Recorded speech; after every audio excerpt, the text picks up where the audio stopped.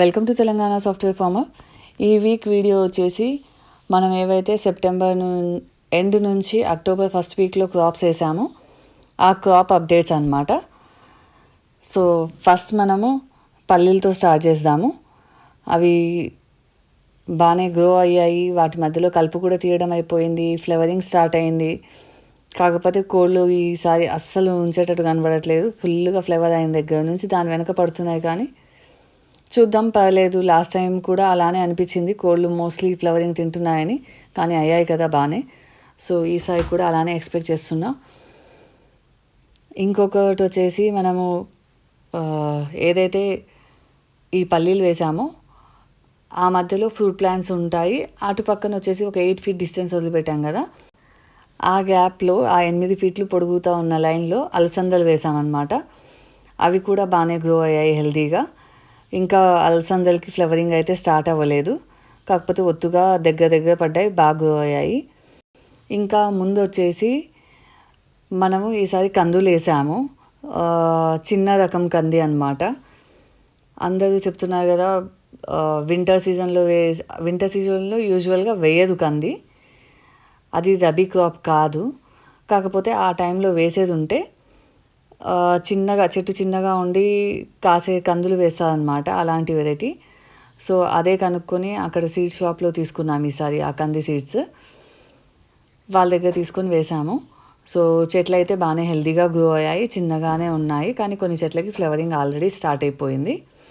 So ఈ కంది చెట్లని ఆనుకొని ఏదైతే ఫెన్సింగ్కి 8 feet దారి వదిలిపెట్టామో అందులో నువ్వులు వేసాము. నువ్వులు కూడా ఒత్తుగా దగ్గర పడ్డాయి, బాగా హెల్తీగా గ్రో అయ్యాయి, ఫ్లవరింగ్ స్టార్ట్ అయింది. నువ్వుల ఫ్లవర్స్ చూడడానికి చాలా అట్రాక్టివ్గా ఉంటాయి అన్నమాట. ఇలా తెల్లగా పొడుగ్గా బెల్స్లా ఉంటాయి అవి. సో ఆ ఫ్లవరింగ్ కూడా స్టార్ట్ అయింది. ఈ కంది చేనులోనే కొంచెం కలుపు తీసేది ఉందన్నమాట, మిగిలిన పల్లి చేనులో అయిపోయింది. ఏదైతే మిర్చి చేను వేసామో అది కూడా హెల్తీగా గ్రో అవుతుంది. లాస్ట్లో మనం ఏదైతే వేసామో వరి, అది ఇప్పుడే రావడం స్టార్ట్ అయిందన్నమాట, వరి బయటికి.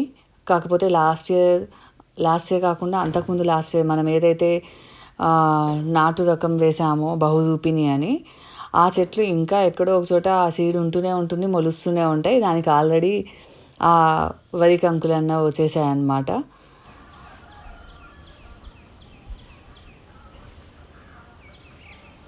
ఇంకొకటి వచ్చేసి మనం పసుపు చెట్లు వేసాం కదా ఫ్రూట్ ప్లాంట్స్ మధ్యలో. ఇప్పుడు మీకు ఈ వరుసలో చూస్తే ఫ్రూట్ ప్లాంట్స్ ఉన్నాయి, వాటి మధ్యలో ఏవైతే ఉన్నాయో అవన్నీ కూడా పసుపు చెట్లు అనమాట. అవి కూడా చాలా హెల్తీగా గ్రో అవుతున్నాయి. అవి ఇప్పుడు వేసినవి కాదు, మనం లాస్ట్ ఇయర్ జూన్ జూలై టైంలో వేసినవి అనమాట. మళ్ళీ జనవరి ఫిబ్రవరి టైంలో మనం హార్వెస్ట్ చేయొచ్చు దాన్ని. ఇంకా ఫామ్లో ఏవైతే ప్లాంట్స్ ఉన్నాయో అవి చెట్టు అలా ఉన్నప్పుడు ఫ్రూటింగ్ ఫ్లవరింగ్ అదంతా యూజ్ అవుతుంది. హార్వెస్ట్ చేసుకున్నాక ఆకులు కూడా వేస్ట్ పోవు, ఆవు తినేస్తుంది. ఆ తర్వాత మిగిలిన కట్టెలు, లాస్ట్ ఇయర్ కొన్ని వేసిన కంది చెట్ల కట్టెలు ఉంటే అవి కూడా చీపులా కట్టారనమాట అక్కడ ఉన్న వాళ్ళు. ఫస్ట్ అలానే చేసేవాళ్ళంట ఎవరైనా చీపుర్లు ఊడ్చుకోవడానికి. ఏవైతే ముందు మంచినగలు వేసామో ఆ మంచి శనగలు నాకు చాలా దూరం పడ్డాయి అన్నట్టు అనిపించింది. అంత థిక్గా కనబడట్లేదు ఫామ్, ప్లస్ ఆ చెట్లు కూడా ఇంకా చిన్నగే ఉన్నాయి. ఒక్కసారి కొంచెం బాగా గ్రో అయితే ఏమన్నా కనిపిస్తాయా లేకపోతే ఇంతే గ్రో అవుతాయా అర్థం కావట్లేదు. అది నాకైతే అంత హెల్దీ అనిపించట్లేదు మంచినగల ఫామ్ ఈసారి కూడా. ఇంకా అక్కడ ఏదైతే మనం ఇంటి ముందు మండువా వేసామో అక్కడ కూడా ఈసారి పిల్లలు ఆ చీరతో ఉయ్యాల్లా కట్టి ఫుల్గా ఊగారనమాట.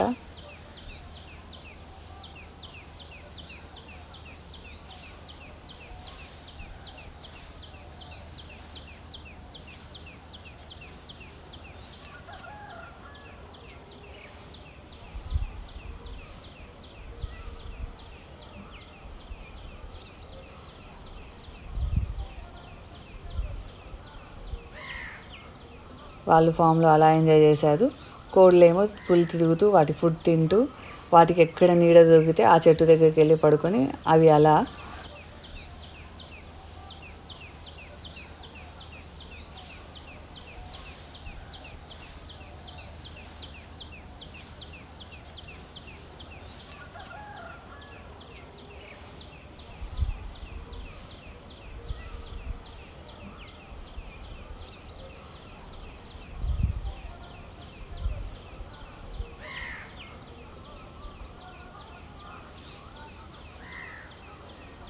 మేమేమో ఫామ్ని చూసుకుంటూ అక్కడున్న వ్యూస్ చూసుకుంటూ మేము అలా ఎంజాయ్ చేసాము. ఎంతైనా ఫామ్కి వెళ్ళడము, ఆ మట్టిలో స్పెండ్ చేయడము చాలా ఒక రిఫ్రెష్మెంట్ ఇస్తుంది అనమాట. ఫామ్ స్టార్ట్ చేసి ఇయర్ పైన అయిపోయింది కదా, చాలా సాటిస్ఫాక్షన్గా అనిపిస్తుంది. క్రాప్స్ ఎంతవరకు చేతికి వచ్చినా కూడా అక్కడ మేము స్పెండ్ చేసే టైము ఆ వచ్చే క్రాప్ వాల్యూలో కానీ మనీలో కానీ ఎక్స్ప్లెయిన్ చేయలేము. Thanks for watching the videos. Please like and subscribe to our channel. Me suggestions ఏమన్నా ఉన్నా కూడా natural farming related please suggest చేయండి.